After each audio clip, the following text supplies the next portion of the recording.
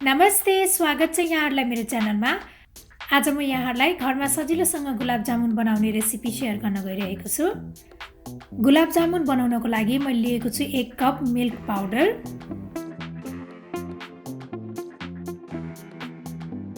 त्यसपछि मैले लिएको छु आधा कप मैदा, अनि मैले लिएको छु आधा चम्चा जति पिसेको सुकुमेल। अब यसमा 1 चम्चा जति घिउ पनि राख्ने र अब यसलाई चाहिँ राम्रोसँग मिक्स गर्नुपर्छ।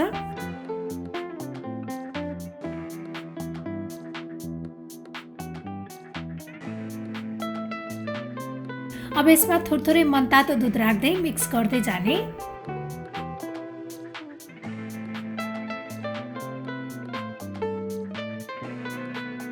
यसबाट चाहिँ सफ्ट डो बनाउनु पर्छ।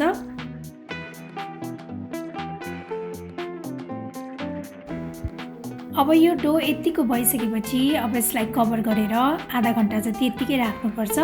अब यो डो रेडी हुँदै गर्दा म चाहिँ चास्नी बनाउन गइरहेको छु। चास्नी बनाउनको लागि मैले एउटा प्यानमा 1 कप पानी राखेँ। अब यसमा 1.5 कप जति चिनी राख्ने। अब 2टा सुकुमेल पनि राख्ने। अब यसलाई चाहिँ बाक्लो स्टिकी नहुने बेलासम्म पकाउनु पर्छ।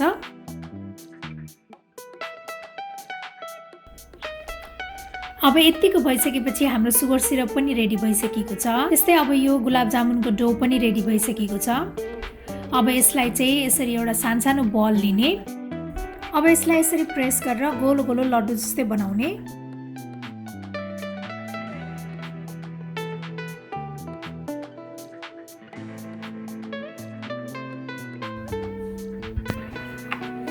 हातमा अलिअलि पानी लगाउँदै यसलाई लड्डु बनाउँदै गर्दा हुन्छ।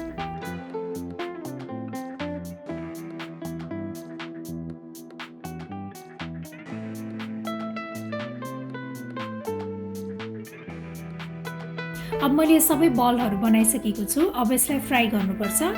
फ्राई गर्नको लागि मैले एउटा प्यानमा तेल बसालेँ। अब यो बलहरूलाई यही तेलमा राख्ने।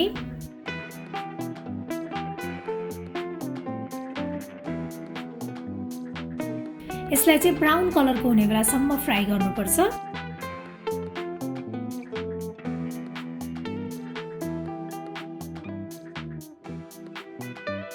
यतिको भइसकेपछि अब यो गुलाब जामुन राम्रोसँग फ्राइड भइसकेको छ। अब यसलाई तेलबाट निकालेर तातो चास्नीमा राख्नुपर्छ।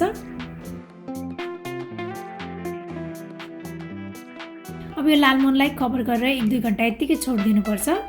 यसो गर्दाखेरि चाहिँ यो सुगर सिरप गुलाब जामुनको भित्रसम्म गएर एकदम जुसी बन्छ। अब हाम्रो यो गुलाब जामुन चाहिँ सर्भ गर्नको लागि रेडी भइसकेको छ। मलाई आशा छ यहाँहरूलाई यो गुलाब जामुन बनाउने सजिलो तरिका पक्कै पनि मन पर्यो होला र मेरो अरू यस्तै रेसिपीहरूको लागि प्लिज मेरो च्यानललाई सब्स्क्राइब गरिदिनु होला र मेरो भिडियोलाई लाइक, शेयर र कमेन्ट पनि गरिदिनु होला। Thank you for watching. Bye by.